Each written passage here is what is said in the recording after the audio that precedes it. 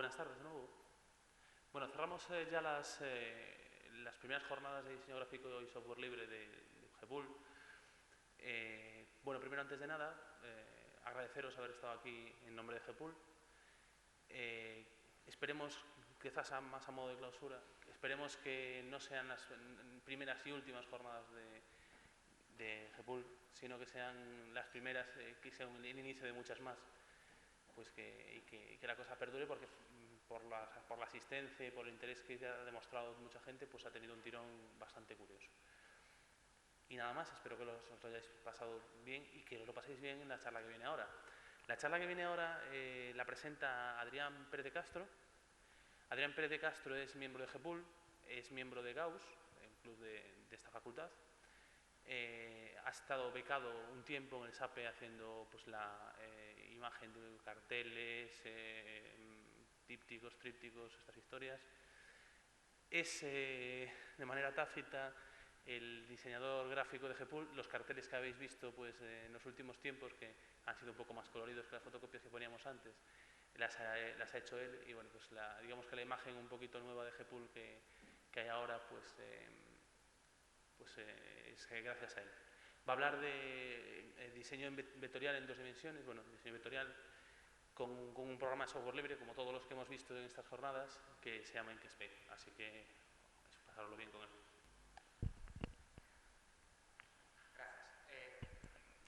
Gracias. Buenas tardes, de nuevo, y a los que no hayan venido antes, pues buenas tardes. Esta charla es un poco rara en el sentido de que no es que yo venga aquí con un programa de presentaciones y vaya cambiando entre el programa de presentaciones y el programa en sí mismo, sino que he intentado hacer las diapositivas en el propio Inkscape, utilizando el propio programa. Esto me va a permitir, por una parte, ir poniendo pues, la explicación a un lado y en el otro lado generalmente tendré espacio en blanco para ir haciendo cosas al mismo tiempo. Entonces es una charla más bien tirando a taller, con la intención de que se puedan hacer cosas al mismo tiempo. Repito una vez más, todo está hecho en Inkscape, o sea, si os gusta, por ejemplo, cómo están hechas las transparencias, que sepáis que podéis hacer cosas de este tipo con este programa. Empezaré comentando un poquito, voy a ir pasando a la siguiente. Esto es un poco palero, hay un script que me va abriendo cada una de las transparencias. Después comentaré algo sobre lo de hacer transparencias con Inkscape, porque tiene un modo que permite ir enseñando las transparencias sin tener las barras todas por ahí, todos los menús, que simplemente como en cualquier programa, como por ejemplo Magic Point, que tú le vas dando y vas pasando transparencias. Pero como me interesa ir modificando al mismo tiempo, pues por eso estoy utilizando el programa completo y por eso tenemos que ir así un poco a pedal. Bien, como dice aquí, Inkscape, bueno, lo que permite crear fácilmente formas sencillas es de otra transparencia. Se me escapó por aquí. Comentaré un poco de teoría, muy rápidamente, porque se ve muy fácil. ¿De qué va esto el dibujo vectorial? ¿Por qué es interesante? ¿Qué ventajas tiene? ¿Los vectores pulen o no pulen? Pues eso. El concepto. Lo importante es el concepto. Contaré brevemente y ya pasaremos a las cosas importantes, que es cómo empezamos a hacer dibujitos, cómo los modificamos, cómo hacemos que sean más complejos, más complicados, más bonitos, más trabajados, como queráis llamarles. Importante, que ya se ha hablado en lo de GIMP con las capas y ayer en lo de Blender, pues también es importante qué tengo ahí detrás, qué tengo aquí delante, qué cosa me deja ver a qué otra, porque basándonos en esta propiedad de los objetos que pueden estar unos delante de otros, ya veremos, pues nos permitirá hacer muchas cosas interesantes de forma bastante sencilla. Y un poco de color, cómo nos permite pues, Inkscape, o en general cualquier programa de dibujo de este tipo, pues ir dándole un toque más colorista a nuestras creaciones. Y después cosas no tan importantes, que son más accesorias, pues hablaré un poco de vectorización, donde enseñaré cómo coger una imagen de bitmap, por ejemplo, si somos aficionados a dibujar, podemos hacer en un papelito, lo metemos en el escáner, sacamos un bitmap que podemos modificar con GIMP o utilizar de textura en Blender, pero también podemos cargarlo en el Inkscape y por encima convertirlo en vectores, con todas las ventajas que eso tenga y las desventajas. Y hay 2 métodos que los comentaré. Y después, pues al final también comentaré un poquito efectos especiales que suelen quedar bien, suelen llenarle el ojo a la gente, como se dice en gallego. Y después al final, a modo de compendio, intentaré hacer, no completo por supuesto, para acabar un poco más rápido, intentaré hacer lo que sería una imitación del cartel de las jornadas, que está colgado por ahí, rápidamente, ¿no? Para ver, pues se podría hacer así y después los retoques en casa de deberes. Entonces, sin más preámbulos, vamos saltando. Bueno, como dije, voy a empezar hablando un poco de teoría, de qué son los vectores, qué son las curvas de Bézier, bla, bla, bla, bla, bla, bla. Podéis desconectar un ratito y si acaso os despierto después, pero bueno, es poco, ya sabéis. Las curvas de Bézier, que es en lo que se basan todos los programas de este tipo para dibujar, son, no es más que una serie de ecuaciones matemáticas que aproximan, de algún modo, pasan por unos puntos y el resto de la curva pues se calcula así. Bueno, debe caer por aquí, se va aproximando y pues quedan cosas de este estilo. Yo tengo unos puntitos de control y hago una especie de interpolación por el cual me va pasando la curva y las inventó un señor que se llamaba Bézier de apellido, Pierre Bézier, que trabajaba en Renault y dijo, oye, mira qué interesante esto que se me ocurrió, vamos a diseñar coches con esto. Pues parece que les va bien, por lo de pronto no se han ido a la quiebra. Como indico ahí, sí, pues están disponibles no solo en programas de dibujo vectorial, como puede ser Inkscape o comerciales que también los hay, CorelDRAW o Illustrator, que a lo mejor os suenan más, sino también en paquetes, librerías, vamos, para programar gráficos, como puede ser OpenGL, como puede ser Allegro o otras librerías. También, eso, en otros programas de dibujo, en programas de CAD, todos los programas de CAD y en general modelado en 3 dimensiones también pueden utilizar Bézieres. De hecho, ayer comentaban en el taller de Blender, pues en Blender tenemos polígonos, tenemos tal, y tenemos Bézieres, pero no hablaron de ellos ayer. Hablaré hoy un poco de los Bézieres, por tanto. Y son curvas cúbicas. No me voy a meter en el desarrollo matemático porque no nos importa para nada. Lo que nos interesa son las propiedades. Y las propiedades, está muy bien leerlas ahí, pero vamos a verlas de paso. Como ya dije, aquí en la parte derecha tengo una zona en blanco donde iré manejando cositas. Entonces dice, siempre pasan por los puntos inicial y final. Pues parece que va a ser verdad. Por si acaso, yo voy a pinchar aquí y me aparecen unos puntitos. Son los puntitos de control. Igual, el de abajo es un ejemplo. El que voy a modificar es el de arriba. Después me meteré en detalle con las herramientas y todo. Por lo de pronto nos quedamos con que, si muevo el punto del principio, pues oye, pues sí, la curva sigue pasando por el principio. Y el del final pues va a pasar lo mismo. La curva queda siempre dentro del casco convexo de los puntos de control. Esto no es evidente. Esto, como he pintado aquí, uniendo todos los puntos de control, P1, P2, P3, si yo hago por el perímetro de todos los puntos un polígono por aquí, tac, tac, tac, tac, tac, por aquí, siempre me queda ahí encerrada la curva. Esto tiene una ventaja muy grande, no desde el punto de vista de dibujarlas, o hacer dibujitos o lo que sea, sino para el programador. El programador dice, oye, yo sé que me queda aquí dentro, pues no calculo nada que caiga fuera. Todo eso son unos tipos de curvas bastante rápidas a la hora de implementarlos. Si funciona en un programa, funcionan fluidas. O sea, se ve que yo puedo mover la curva y la curva viene detrás de mí. No es algo que sea lento. Las curvas siempre van con suavidad. Esto es matizable, como todo. Pero bueno, en general, si utilizando la definición canónica, la definición estándar, pues siempre me van a seguir los puntos de control. Igual que antes me enseñaba los puntos, si muevo el del medio, pasa lo mismo. Y el control de la curva es global. ¿Qué quiere decir esto? Que si muevo un punto, se modifica toda. Como acabo de hacer, pues cojo un punto y se modifican puntos de toda la curva. Lo mismo si cojo estos otros puntos de control, más adelante hablo de ellos. Ahora veis que no sigue continua, pues os digo que es matizable y luego explicaré por qué. Pero bueno, en general la curva, si yo modifico un punto, estoy afectando pues a casi toda la curva o a un segmento de la curva, no solo a un punto. Esto también es importante, porque en principio es más complicado dibujar, pero es interesante porque nos va a ayudar a dibujar de forma sencilla curvas bastante complejas, aunque no parezca evidente. Bueno, no voy a ir guardando los cambios, lógicamente, para no estropear las transparencias y después colgarlas en la página. Bien, y aquí es donde matizamos lo de la continuidad. Realmente, cuando yo pulsaba aquí y decía, bueno, pues aquí tengo 3 puntos de control, pero uy, si pincho en uno me aparecen más puntos. Realmente, las curvas, para evitar cálculos muy complejos, se utilizan trocitos de curvas de grado 3, de polinomios cúbicos. Entonces, cada curva de grado 3 tiene 4 puntos, que serían este de aquí, este de aquí y este de allí. ¿Qué pasa? Eso está unido con una segunda curva que empieza en el mismo punto, sigue con este punto, este de aquí y este de aquí. Entonces, es la unión de las curvas en conjunto, de muchas curvas, la que me permite hacer los dibujos. Y entonces, claro, yo puedo decir, pues simplemente pongo 2 puntos en el mismo sitio y no es continuo. Y así se queda. y yo lo muevo y no necesariamente quedan rectos. Sin embargo, yo puedo obligarle a cumplir ciertas características a los puntos, ciertas, digamos, propiedades a los puntos de unión. Entonces, se definen dos tipos de continuidad, C1 y G1, son los términos técnicos, no es importante.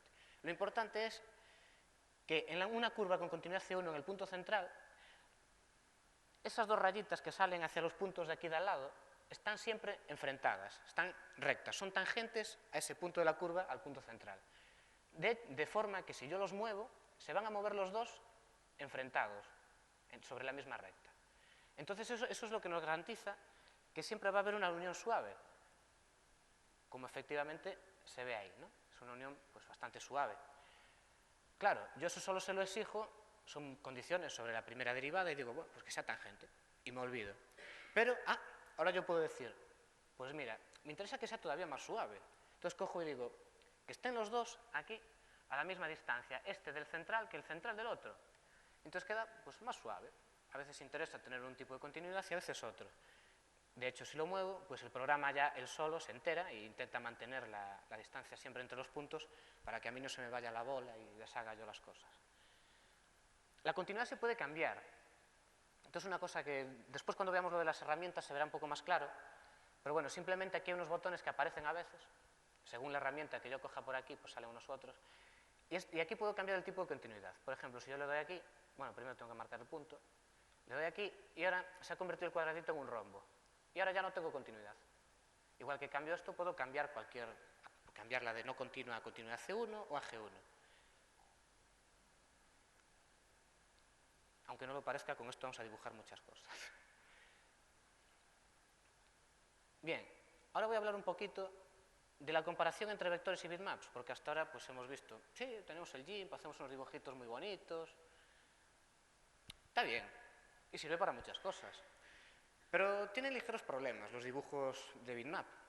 El que se ve aquí, que puse el ejemplo en grande ya, es que si yo hago un zoom de un bitmap, cuanto más lo amplíe, pues se van a notar los cuadraditos, los pixelotes estos que se dice. En cambio, si yo amplío un dibujo de vectores, como es una curva matemática, yo puedo decir, bueno, lo recalculo todo, me da igual. Y vuelvo a calcularlo, pero más grande. Y me queda igual de bonito, pero más grande. Y no pierdo nada, nunca. Nunca pierdo definición. ¿Qué es lo que digo ahí? Están escritos por fórmulas matemáticas, se calculan, no hay problema. ¿Requieren muchos cálculos? Pues no es que tampoco sean tantos, pero en comparación con un bitmap son bastantes más cálculos. Un bitmap simplemente es un archivo que te dice, pues mira, tienes un punto de este color, otro de este, otro de este, otro rojo, otro azul, otro verde. Es fácil, cojo todos esos colores y los pongo en pantalla, se acabó. Aquí no, aquí tengo que coger las curvas y decir, bueno, si yo aproximo por aquí, me cuadra un punto aquí, otro ahí. Es más complicado. Pero bueno, funciona bien. Se amplían, se rotan, son fácilmente editables. Quiere decir que si yo cojo un dibujo de bitmap, pues voy simplemente y digo, pues mira, me interesa coger este detallito de aquí y lo muevo. Y no pierde sus propiedades, sigue siendo un círculo con un determinado color. Vamos, no tengo que seleccionar unos cuantos puntitos, después moverlo, volver a rellenar el fondo, porque a lo mejor si muevo esto en un bitmap me quedo con el fondo en blanco. Nada, esto cada objeto es un objeto en sí mismo y puedo editarlo.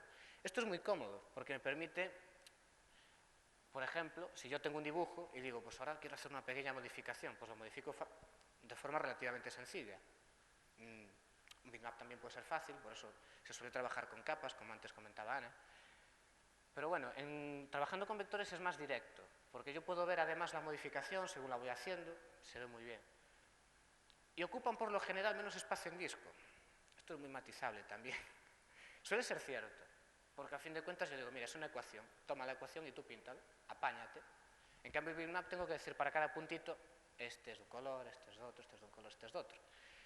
¿Qué pasa? Si yo tengo un dibujo muy complejo, pues a lo mejor tengo más ecuaciones, muchas más ecuaciones, que si tuviese puntitos. Y tengo tantas ecuaciones que eso me ocupa una barbaridad.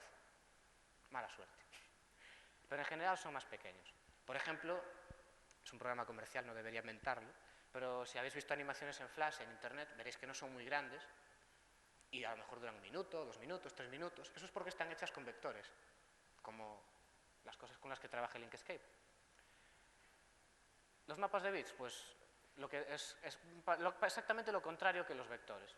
Tienen ventajas, se pinta más rápido, algunas manipulaciones es más fácil hacerlas sobre vectores. Por ejemplo, veremos que hacer sombras es más difícil con vectores. Pero, sin embargo, siguen existiendo, porque cada uno hace falta para cosas de distinto tipo. Por ejemplo, hasta hace poco, en la web solo se podían poner bitmaps. No era posible incrustar en una página web poner un vector. Hoy en día sí, tenemos el Flash y tenemos otra cosa de la que hablaré, que es el formato de archivo de Inkscape, que se puede poner en páginas web. Pero básicamente siguen existiendo los dos porque cada uno es para una cosa. Y entonces usaremos unos u otros según nos convenga. En este caso, pues vamos a utilizar vectores. Bueno, esto puedo redimensionarlo y si lo pongo a su tamaño original se ve bien, pero cuanto más grande lo pongo, peor vamos.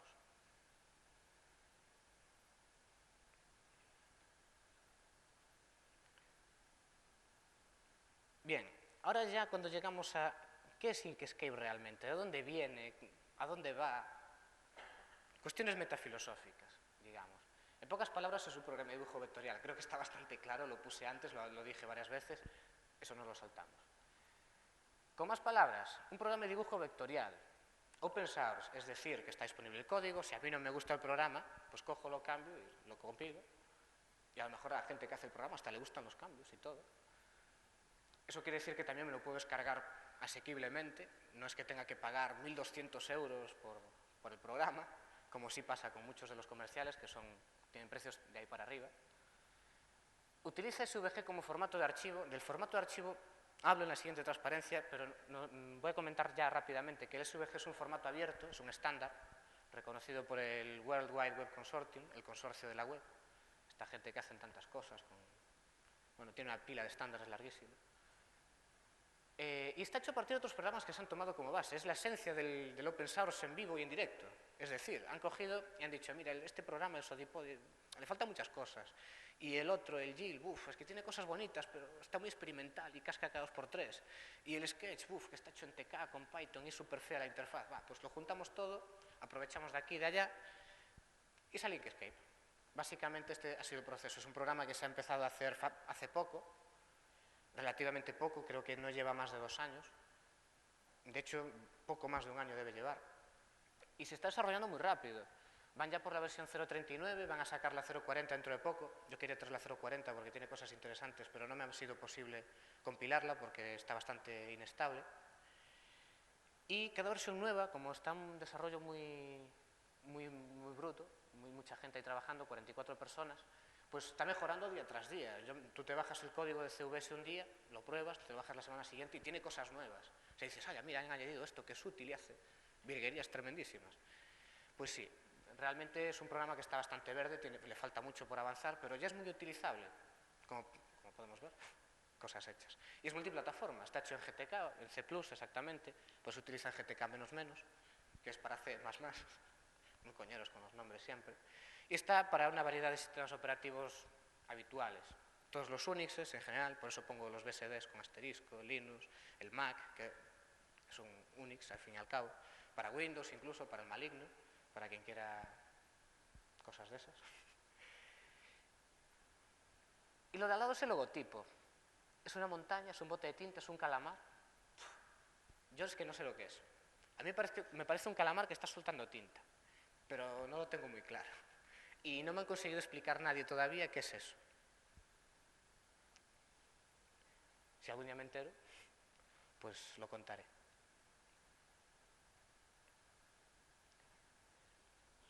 Bueno, pensé que era ahora el formato de archivo, pero ahora voy a hablar de la interfaz, ya para que la gente después no se pierda cuando vaya hablando de estas cosas. Ahí. Bien, como estoy dentro del propio programa ya he puesto las flechas directamente. Obviamente, como todo programa que se precie, tiene una barra de menús. Sobran las palabras. Una barra de herramientas. También sobran las palabras. Tiene cosas muy útiles por arriba, que veremos más adelante. Y después está la barra de ajustes, que decía antes, según la herramienta que vayamos eligiendo, vamos eligiendo las herramientas por aquí a la izquierda en la barra de herramientas, y salen unas cosas u otras que nos permiten dibujar de una forma u otra, o bien editar de una forma u otra. Tiene un montón de ajustes, y menos mal que están todos compactados en la misma barra, porque si no esto podría ser un babel. Tenemos también las reglas, tenemos las barras de desplazamiento. La mayoría de las cosas son estándares de cualquier programa. digo por aquí la barra de ajustes cambia, las barras de desplazamiento permiten moverse y al pulsar Alt y arrastrar, esto es muy cómodo, yo pulso Alt y arrastro y muevo el dibujo entero. Esto cuando estamos trabajando con mucho zoom, en un dibujo grande, es muy interesante, porque así no tengo que andar cambiando de herramienta ni nada. Sin cambiar de herramienta pulso Alt y lo arrastro. Esto lo haré bastante a menudo, en caso de que necesite mover. Son costumbres que se cogen. Y aquí a la izquierda tengo siempre el nivel de zoom y la barra de estado. La barra de estado parece una tontería. En muchos programas es una tontería. Pero en concreto aquí nos da bastante información, porque tenemos siempre la posición, que puede ser interesante si estamos también con mucho zoom y andamos medio perdidos, sobre todo si tenemos las reglas desactivadas, porque la mayoría de las cosas pueden activarse o desactivarse a voluntad, y sabemos dónde estamos. Y después abajo, donde suele salir el texto, salen los atajos de teclado muchas veces. Si yo voy cambiando de herramientas, me voy diciendo pulse tal tecla, y entonces iré contando los atajos, pero bueno, que sepáis que si en casa después no os acordáis, salen todos aquí, la mayoría. Yo no voy a contar casi nada de atajos de teclado que no salga ahí. Supongo que no tiene ningún problema la interfaz. Al menos no es muy farragoso. Y eso ya es un punto a favor. Bueno, como decía, hay unos botones de la barra de arriba que son muy interesantes, que son este grupo de aquí, que los tengo aquí señalados. Este grupo de aquí, sobre todo con estos 4 primeros de aquí, voy a trabajar mucho, porque son los que me permiten cambiar las propiedades de los objetos y modificarlos. Por eso se usan mucho y por eso están ahí, para que estén fácilmente utilizables. Después, aquí faltan cosas, claro. Uno dirá, oye, que en el GIMP teníamos allí un cuadradito donde salía el color con el que estoy pintando. Aquí también, pero está más escondido. Porque realmente yo primero pinto, sin preocuparme del color, puedo hacerlo, pinto por ejemplo un cuadrado, y no me preocupe del color. Porque como es un vector puedo modificarlo de forma fácil. Entonces ahora es donde entran las paletitas que aparecen al dar por aquí. Y ya puedo cambiar muchas más cosas, por poner un ejemplo. Hay la paleta de relleno y bordes, la de texto para cambiar pues, el texto, letra, alineación de la letra. El editor de XML, que esto lo comentaré más adelante, es temática avanzada. Y el cuadro de alinear y distribuir. Esto es muy cómodo para poner las cosas que queden todas así, cuadraditas. Y después tenemos ciertas ayudas para dibujar.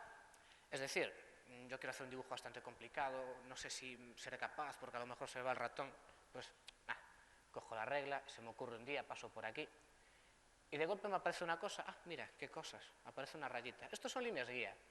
Las líneas guía son muy cómodas, sobre todo para este tipo de programas de dibujo, porque por ejemplo me permiten seguir un cierto patrón para hacer el dibujo. Imaginaos que quiero hacer un rectángulo un círculo dentro de un rectángulo, si hago las líneas guías es muy fácil, ¿no? Incluso hay una opción para que se te peguen las cosas a las guías cuando estás cerca.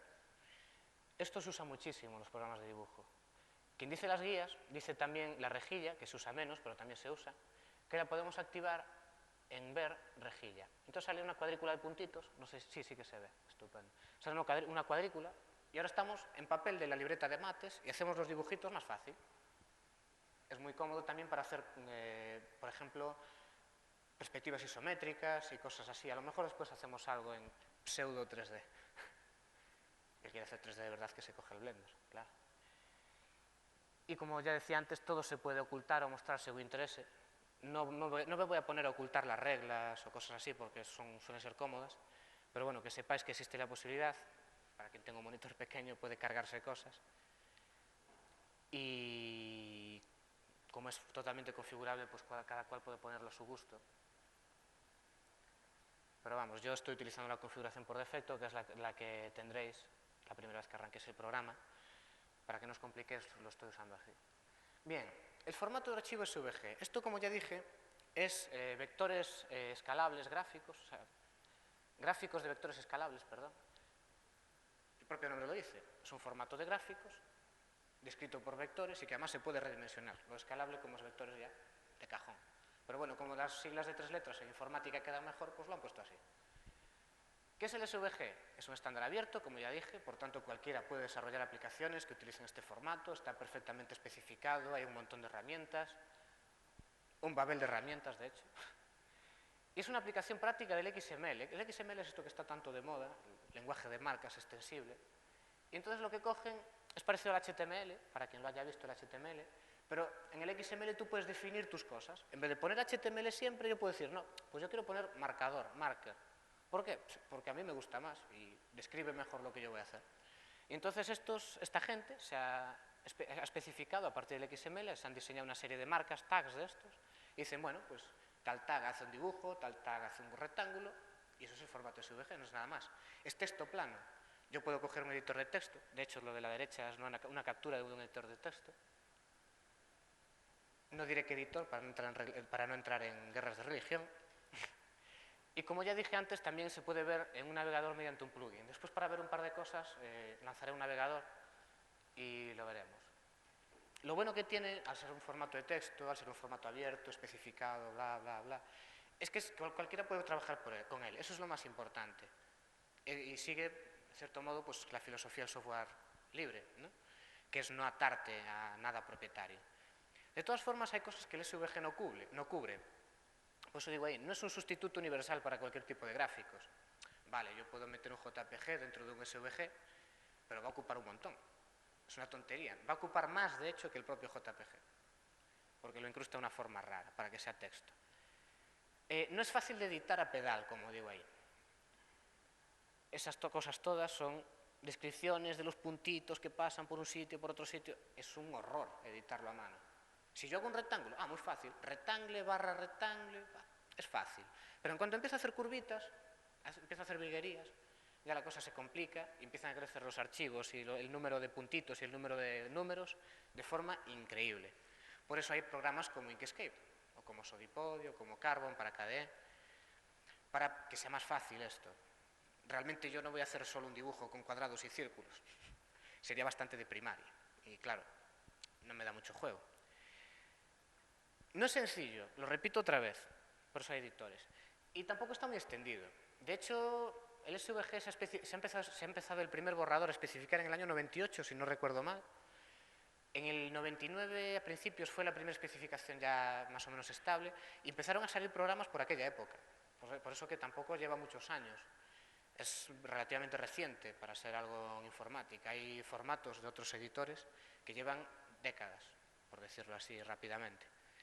Y claro, se está empezando a adoptar porque es estándar, es abierto, es tal, pero todavía no está muy extendido. Ese es el problema más grande que tiene en este momento. Por ejemplo, los navegadores todavía no traen soporte para SVG incorporado, lo cual sí sería ideal. Por tanto, necesitamos un plugin, como decía antes. Bueno, vamos a empezar a dibujar ya. Hemos visto un poco cómo es la interfaz, es muy facilito. Hemos visto un poco qué formato guarda el Inkscape, por qué es bueno, por qué es malo, todas estas cosas. Y entonces empezamos a dibujar.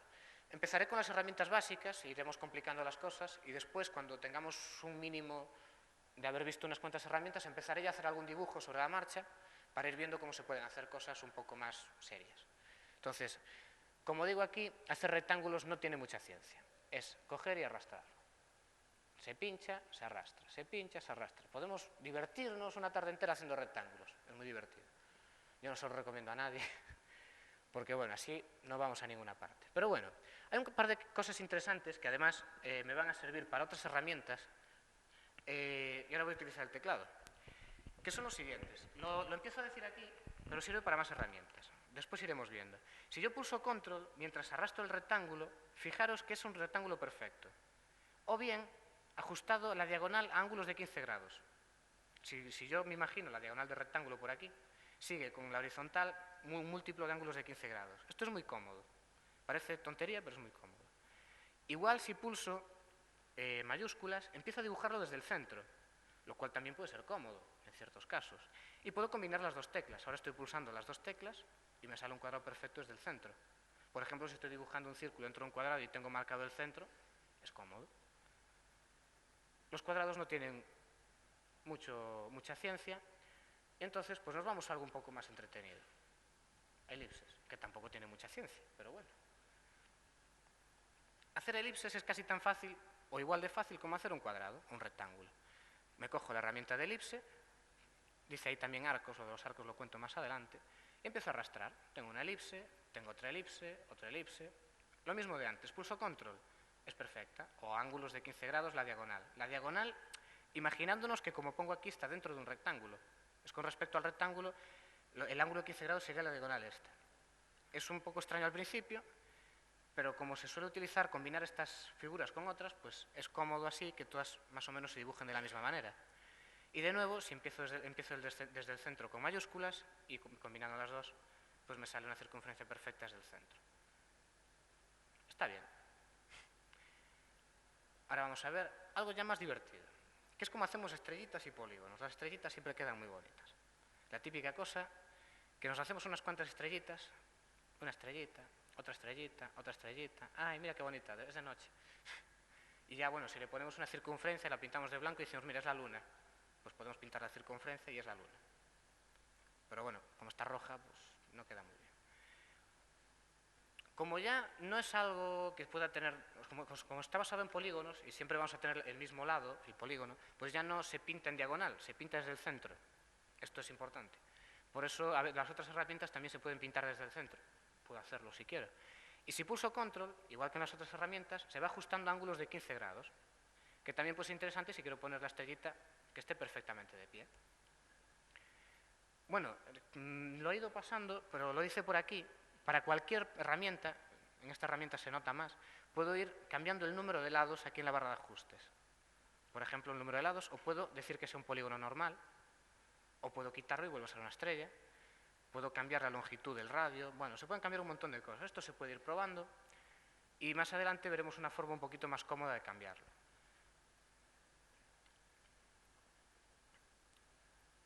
Vamos a ver ahora cómo hacemos espirales. También es muy parecido. También vamos a empezar desde el centro. También podemos usar control para ajustar ángulos de 15. Y entonces yo cojo mi herramienta espiral, sin secreto ninguno de nuevo, pues hago una espiral. ¿Que quiero que tenga más vueltas? Pues mira, pues que dé 10 vueltas. Como decía con la barra de ajustes aquí arriba, da 10 vueltas. Bueno, pues una elipse 10 vueltas. Una elipse, perdón, una espiral. Con control ajusto el final a ángulos de 15 grados. O sea, el ángulo se calcula respecto a esta recta imaginaria por aquí, entre los dos extremos. Y no sé si es cómodo, o sea, yo nunca he utilizado la herramienta de elipses para hacer nada, supongo que se puede usar y a veces en algunos dibujos es interesante, pero a mí nunca me ha hecho falta. Es una herramienta que trae y si a alguien se le ocurre algún buen uso artístico, pues adelante, está para usar, como todas las herramientas. Hacer elipses a mano sería espirales a mano sería muy difícil, eso sí. Herramienta de mano libre. Esto es muy cómodo si tenemos una tableta. Es una herramienta que no tiene ninguna opción, que se queda la barra en blanco, la pobre. Y es muy fácil. Yo pulso y arrastro, y hago cosas. Y él va pintando como le da la gana. Más o menos va calculando él por donde yo quiero que pase, y me crea la curva con sus puntitos. Ha hecho un montón de puntitos porque hizo un montón de giros. No tienes ningún secreto, la herramienta de mano libre. Si tenemos una tableta, por ejemplo, la gente que se dedica profesionalmente a esto suele tener tabletas y cosas de este tipo. Es muy cómodo porque yo puedo pintar con la tableta y me salen las cosas como si las estuviese dibujando en el papel. Yo, como no tengo tableta, me aguanto y utilizo la siguiente herramienta, que es ya propiamente lo que es hacer Bézieres, las curvas de Bézier. Y aquí sí que vamos a manipular las curvas de Bézier manualmente según las vamos creando. La herramienta está aquí, estoy siguiendo todas por orden, como veis. Y podemos hacer polígonos de cualquier forma. Por ejemplo, yo voy haciendo clics, hago clic y suelto, arrastro para otro lado, hago clic, hago clic, hago clic. Y cuando quiero acabar, pues hago doble clic. Esto me crea una raya así, un poco rara. Si quisiese cerrarlo, no tendría más que coger y cerrarlo. Acercarme aquí, bueno, le di antes de tiempo. Acercarme aquí al final, se ilumina de rojo el puntito, y ya está cerrado. No es tampoco difícil. Ahí, perdón. Hacer polígonos es fácil. Y ahora viene la parte un poco más cruda de esta herramienta, que es hacer cosas curvas. Entonces, yo tengo que pulsar y sin soltar arrastro y me va saliendo una flechita. Esto indica en qué dirección iría. Pero claro, yo ahora me muevo y ya vemos cómo va quedando suave la curva. Por ejemplo, puedo soltar aquí otro punto de control. Suelto y arrastro. Y me sale, por defecto, con continuidad G1, que es la continuidad más suave, ¿no? Y voy haciendo curva de cualquier forma. Por ejemplo, podemos intentar hacer una oreja, así en pequeño. No me va a quedar muy bien, porque está medio de lado. Pero bueno, nos imaginamos que es una oreja. Y si ahora además le ponemos por aquí dentro así, un par de detallitos más, pues hacemos una oreja. Y la ponemos por ahí. Es una especie de oreja rara. Está girada. Pero bueno, puede ser una oreja, llegado el caso. Y con esto es con lo que podemos hacer todos los tipos de curvas.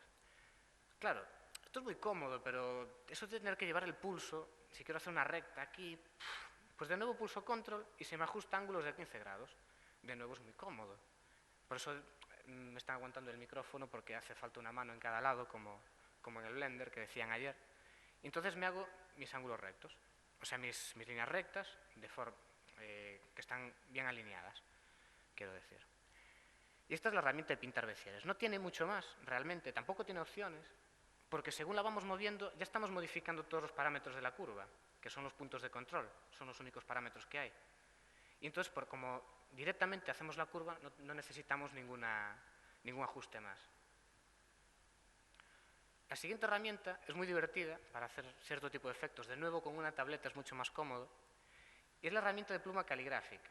Esto realmente lo que hace, según la velocidad con la que yo vaya, pues él va haciéndolo más gordo, más delgado. Queda muy bonito. Por ejemplo, si alguien ha visto escritura árabe o estudia árabe, queda muy bonito hacer trazos en árabe. Si me sale bien, esto con una tableta queda mucho mejor, por ejemplo así. Y hacerle los puntitos por aquí a las letras. Bueno, los puntitos mejor con los círculos, pero bueno. Entonces no sé qué letra es, la vi hace poco. Y queda muy bien, porque parece que está hecho con una plumilla, de estas caligráficas. Pero claro, como esa mano alzada se hace un poco crudo con el ratón. Es mucho mejor de nuevo con una tableta. Es muy divertido, realmente, como digo aquí. Y la velocidad afecta al grosor de la línea. Lo ideal sería, que está planeado para versiones futuras, pero como está en desarrollo ya sabemos cómo es la cosa, que según la presión de la tableta, pues también te vaya cambiando el grosor. Pero bueno, se quedará para versiones futuras. Yo tampoco voy a usar esta herramienta. Realmente lo que hace es crearte un polígono que tiene la parte de fuera, envuelve todo lo que es lo que se ve, ¿no? Pues, lo calcula él. No nos preocupa cómo.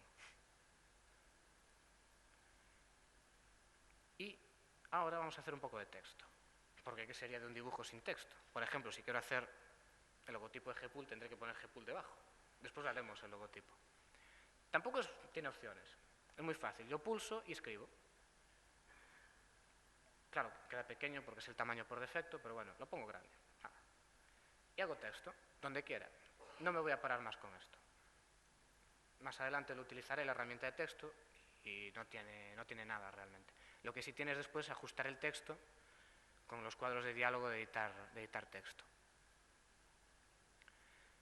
Bueno, edición básica. Aquí ya nos metemos en cómo ir editando un poquito las cosas. Es decir, yo he creado cosas, he añadido mis figuritas, las tengo por aquí, y ahora quiero cambiarlas. Yo dije que esto se podía modificar fácilmente. Pues se modifica fácilmente. Lo más obvio es coger la herramienta de selección, que es esta primera que aún no he usado. Bueno, la he usado, pero no lo he dicho. Y es pinchar en una figura. Yo pincho en una figura y me salen aquí unas flechitas. Pues muy fácil. Yo muevo las flechitas y modifico mi figura. Se coge el punto de referencia opuesto al que estoy modificando. Es decir, si modifico aquí el de abajo, el punto de referencia es el de arriba. Salvo que de nuevo pulse mayúsculas, que va con respecto al centro. Esto, lo de mayúsculas y control, va a ser siempre, así que no lo voy a decir más. Salvo que en alguna cosa concreta que haga pues sea muy necesario. ¿Qué más puedo hacer? Pues si no puedo girar el cuadrado, pues qué soso, ¿no? Porque como quiero hacer un micro así medio inclinado, mal vamos. Pues por ejemplo, yo puedo girarlo. Si pulso una vez me salen estas flechas y de nuevo me salen las de girar. Entonces puedo venir y ponerlo aquí, una especie de micro, la bola y el mango. Podríamos empezar así para hacer un micro. Y después hay lo de inclinar, que está por aquí. Y lo que hace es un efecto bastante raro, que a veces es útil. No se usa mucho, yo no lo uso mucho, pero permite hacer a veces cosas interesantes. Más cosas. Ahora ya nos metemos con la herramienta de editar, que es la segunda. Esto ya permite una edición un poco más fina, ¿no? Editar propiedades de cada figura en sí misma. Entonces, puedo ir pinchando también, ves que salen unos puntitos más pequeños en la figura cuando pulso, y estos puntitos son los que me permiten cambiar parámetros de la figura. Por ejemplo, en la estrella, que se ve muy bien, tengo dos. Para cambiar el punto interno, entonces puedo moverlo, hacer las puntas más grandes, sacar las puntas hacia acá o meterlas. O bien cambiar que es el otro extremo de la punta. Bueno, que me permite agrandarlas y rotar el polígono entero. Se pueden hacer cosas muy curiosas con las estrellas. Y esto explicaré por qué después lo de los rellenos, se pueden hacer cosas simpáticas con esto. es por la forma en que rellena, después lo cuento, cuando hable del color. Y cada tipo de figura tiene unos ajustes distintos. Por ejemplo, la circunferencia, dije antes que aquí decía círculos, elipses y arcos. Los arcos se crean creando la circunferencia, el círculo, perdón, y después lo abro por aquí. Entonces creo un trocito, o puedo hacia adentro y creo el arco solo, o voy hacia afuera y me lo convierte en un trozo de tarta. Puedo hacer el Pac-Man, por ejemplo. En el cuadrado puedo redondear las esquinas. Como veis, he modificado antes, lo he inclinado, lo he girado, y la modificación de antes se suma a la modificación que estoy haciendo ahora. Esto es interesante también, porque si esto no fuese así sería bastante más complicado. Además, como todos son curvas matemáticas, no me importa. Aplico una transformación y otra a continuación, y cada vez las recalculo todas. Puedo cambiar, pues, puedo hacer una especie de tonelas inclinado. A veces es útil. Por ejemplo, es mucho más fácil hacer aquí un cuadrado con las esquinas redondas que en un programa de dibujo, retoque fotográfico como el GIMP que veíamos antes. Lo hacemos así fácilmente, el cuadrado redondeado. Esto todo es gracias a que son vectores. Bueno, voy a dejarlo como estaba. La espiral permite cambiar el punto de inicio, puedo girarlo así y lo voy cambiando, o bien girar el punto final y la amplitud. Pero lo interesante es que podemos, como hice antes, editar los puntos de control de una curva, según, de cualquier curva realmente. Ahora la pregunta que puede surgir es, oye, mira, yo he hecho un cuadrado de estos, pero quería hacer aquí un ajuste a mano, así con los nodos, cambiándolo todo así a mano, y no puedo. ¿Qué hago? Pues eso está previsto también. Como un rectángulo es una figura muy habitual, con unas características bien definidas, pues está implementado directamente. Pero yo puedo convertirlo a una curva normal. Entonces me voy al menú trazo y le digo objeto a trazo, y me convierte cualquier objeto en curvitas normales. Entonces ahora puedo editar los puntos y hacer lo que me salga de las narices. Por ejemplo, puedo ponerle así, una especie de rampla por ahí, puedo hacerle por aquí, puedo hacerme una pajarita, si lo hacemos así un poquito, las alas de una mariposa, según lo veamos. Le ponemos la pajarita al Pac-Man aquí debajo, hacemos cositas así. Puedo coger también el Pac-Man y convertirlo a trazo. Esto puedo hacerlo con cualquier figura de las que creo en Inkscape. Entonces puedo modificar el Pac-Man y mira, ha tropezado con un fantasmita y se le ha abollado la cabeza, pobrecillo. Con la estrella también, ya no lo hago.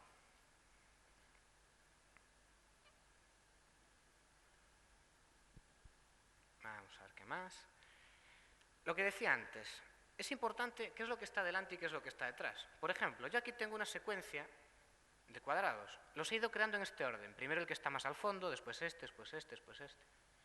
Y entonces, según voy creando figuras, Inkscape las va colocando siempre por delante. Es como si yo tuviese una especie de pizarra y tuviese calcomanías y las voy pegando todas, plof, plof, plof. Voy pegando Pac-Mans.